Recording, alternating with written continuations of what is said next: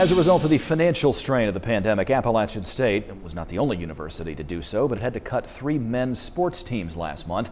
Lauren Walsh reports on the impact of all of this, in particular on men's tennis, and how one group of alumni is trying to help. In late May, Appalachian State announced its decision to discontinue men's soccer, men's tennis, and men's indoor track and field, a choice that shocked athletes from all 3 sports. For men's tennis player Zion Heaven, he says he initially felt sadness and then anger, wondering why his team was cut. It was kind of just like, you're being cut, are there any questions? So I think that's where a lot of my team, and I have friends on the soccer team as well, a lot of us struggled to process because there was no reason given to us really.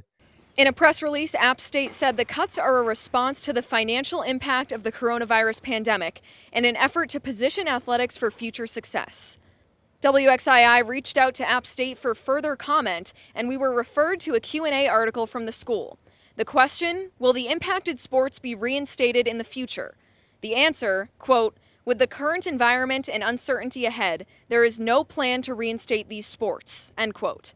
However, a group of men's tennis alumni came together with a plan to fund the team.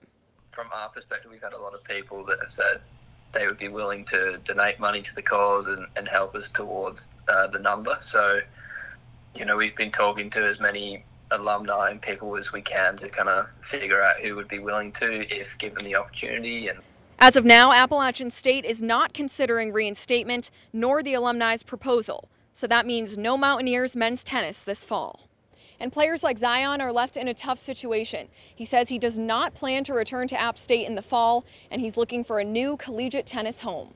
Reporting in Winston-Salem, I'm Lauren Walsh, WXII 12 News.